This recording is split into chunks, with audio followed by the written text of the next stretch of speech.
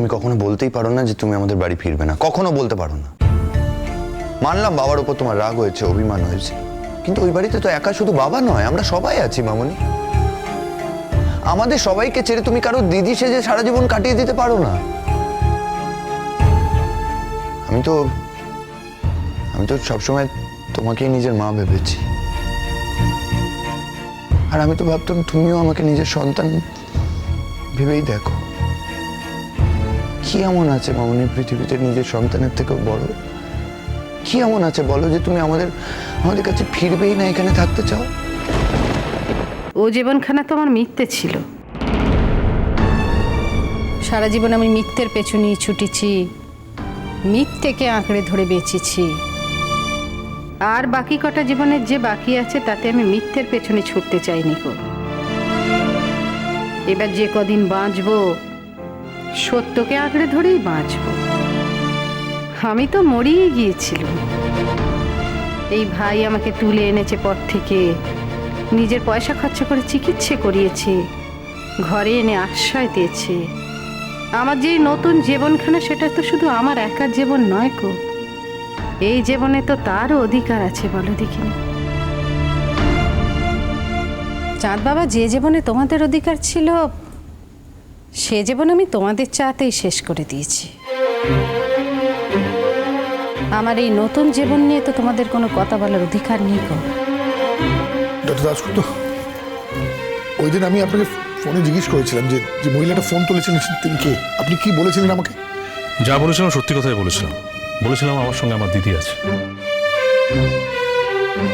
রক্তের সম্পর্ক না থাকলে কি ভাই হওয়া যায় না মিস্টার ব্যানার্জি? যদি তাই হয় তাহলে আপনার সঙ্গে তো আমার দিদির কোনো রক্তের সম্পর্ক নেই। তাহলে আপনি কোন অধিকারে আমার দিদিকে নিতে এসেছেন বলুন? একটা কথা ভুলে যাবেন না ডক্টর দাশগুপ্ত, রাধা আমার স্ত্রী। চাঁদ বাবা, তোমার বাপকে বলো আমি তার পরিত্যাগ করা স্ত্রী। কাগজপত্রে নেকানেকি করে আমাদের ছাড়াছাড়ি হয়ে গেছে। আমি হলুম গিয়ে বিনি সুতোর মালা, বুঝেছ? স্বীকার করলে আছি, না করলে নেই গো। আর আজকে তো আমি মানুষটাকে অস্বীকার করতেছি, তাহলে তোমাদের কেমন করে স্বীকার যাই বলো দেখিনি। যাও চাঁদ বাবা, ঘরে ফিরে যাও। আমি যে মরিনি গো সে কথাখানা তো জেনেই গেলে। তোমাদের কোনো আক্ষেপ রইলনি। এবার যখন কেউ জিজ্ঞেস করবে আমি কোথায় গেছি, বলবে চরিত্রহীন নষ্ট মেয়ে মানুষ নাতি মেরে ঘর থেকে বের করে দিয়েছি। এখন তো বলতে পারবো নি কোথায় গেছে, নষ্ট চরিত্র নিয়ে সেই কাজকর্ম করে কোথায় খেয়ে বেড়াচ্ছে, এই কথা বলে দেবে। তোমাদের উপর কেউ আঙুল তুলবে না। আর আমার উপর আঙুল তোলার কি আছে বলে দেখিনি? আমার তো সারা জীবনে কেউ ছিল না। ওই বাড়ি, ওই ঘর তোমাদেরই সব কিছু, তোমাদেরই আত্মীয় স্বজন, তোমাদেরই লোকজন, তাদের নিয়ে আমি পড়েছিলাম। আমাকে আলাদা করে আঙুল তুলে দেখানোর কেউ নেই। আমার কি কিছু ছিল? দিদি, তুমি অনেকক্ষণ ধরে খারাপ খারাপ কথা বলছো, এগুলো কিন্তু তুমি বলবে না। যদি তোমার নতুন জীবন আমার কাছ থেকে শুরু হয়ে থাকে তাহলে চরিত্রহীন শব্দটা ব্যবহার করবে না। ওটা ওদের ধর্ম, ওরা করছে, তা বলে তুমি কেন করবে? মামুনি, আমরা কেউ ভালো নেই মামুনি। আমাদের কথা বাদ দাও, তুমি বাবাকে দেখে বুঝতে পারছো না বাবার কি অবস্থা হয়েছে, বাবার শরীর কতটা ভেঙে গেছে। এই তো কদিন আগেই বাবা একটা ধাক্কা সামলে উঠলো। তুমি তো নিজেই বাবাকে সুস্থ করে তুললে, বলো। আবার যদি বাবার সেরকম কোনো বিপদ আপদ হয় তখন? যদি কোনো আপদ বিপদ হয় তার ঘরে বউ আছে, সে দেখবে। আমার মতো পরনারীর কাছে এসেছো সাহায্য চাইতে? আমার মতো পর মেয়ে মানুষ যদি সেবা যত্ন করে তোমার বাপকে ভালো করে তোলে, 5টা নোকে 5টা কথা বলবে নি? তোমার বাপ হলো গিয়ে নামি মানুষ, তাকে পাঁচজন পাঁচ কথা কইবে, সে কি ধর্মে সইবে? তাও আবার আমার মতো নষ্ট চরিত্রের মেয়ে মানুষের জন্য। এই ধরনের কথা বলো না প্লিজ রাধা, বলো না। তার চেয়ে বলো, বলো কি শাস্তি দিতে চাও আমাকে? আমি শাস্তি দেওয়ার কে? আমি শাস্তি দেওয়ার কেউ নই গো। আমি জানি রাধা, আমি জানি আমার শাস্তি দেবে ওই ওপরওয়ালা, আর তার শাস্তির অপেক্ষায় রইলাম আমি। আমি জানি যা যা অপরাধ আমি করেছি, যা পাপ আমি করেছি, তার কোনো ক্ষমাই নেই। আর তার জন্য যদি আমার মৃত্যু হয়, আমার কোনো আক্ষেপ থাকবে না। আমি চাই মৃত্যু আসুক আমার কাছে, আমি আর এই আত্মগ্লানি নিতে পারছি না। মামনি, তুমি তুমি বাবার মুখে এসব কথা শুনে কিছু বলছো না? তুমি এত বদলে গেছো মামনি, এতটা বদলে গেলে? পরপুরুষের কাছে এসব কথা শোনা হলো গিয়ে পাপ।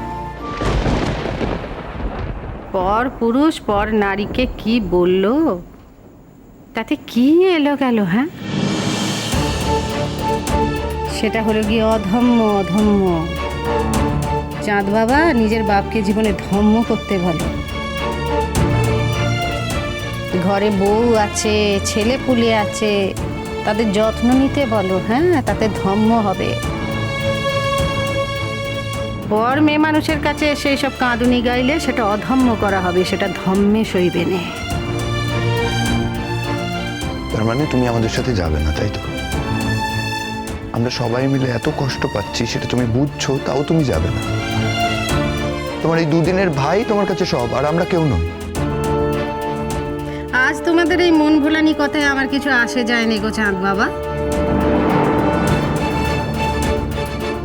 তোমার ঘরে আমার লক্ষ্মীমন্ত বউ আছে, সে তোমার দেখাশোনা করবে। তোমার বাপের অমন ধারা পছন্দ করা বউ আছে, অতখানি পছন্দ করে অমন করে বউকে বিয়ে করে এনেছিল, সে তার দেখাশোনা করবে। তার পেটে ছেলে পুলে আছে, তারা দেখাশোনা করবে। হঠাৎ সব কিছু ছেড়ে, নিজের লোকজন ছেড়ে আমার পেছনে ধেয়ে আসতে গেলে কেন বলো দেখিনি? হ্যাঁ, আমাকে কিসের প্রয়োজন পড়লো তোমাদের? যাও দেখিনি, যাও। তোমাদের সঙ্গে আমার সব কথা শেষ হয়ে গেছে, হেতা থেকে যাও। দাশগুপ্ত, আপনার দিদিকে আমাকে ফিরিয়ে দিন। আমার দিদি কিন্তু আপনার স্ত্রী, অন্তত আপনি সেটাই দাবি করেছেন। আপনি তো অনেক বছর ধরে আছেন, আমার সঙ্গে তো কয়েকদিনের আলাপ। এই কদিনের আলাপে এটুকু বুঝতে পেরেছি, এরকম মহৎ মানুষ যুগে যুগে জন্মায় না। এই তো আজকেই বলছিলাম, আমার দিদি দেবী দুর্গার অংশ, এতদিনও চিনতে পারলেন না, আর আজকে আমার কথায় সে ফিরে যাবে। আপনার বাড়িতে তার কি পরিচয় দিয়েছেন আপনি? চোখের সামনে দিনের পর দিন নিজের স্ত্রীকে নিয়ে সংসার করেছেন, ছেলে মেয়ে নিয়ে ভরা সংসার আপনার। আমার দিদি কি পেয়েছে বলুন তো? কলপাড়ার উঠোনের কোণ। মিস্টার ব্যানার্জি ভাই হয়ে আমি আমার দিদিকে কি করে আপনার সংসারে ফেরাবো বলতে পারেন?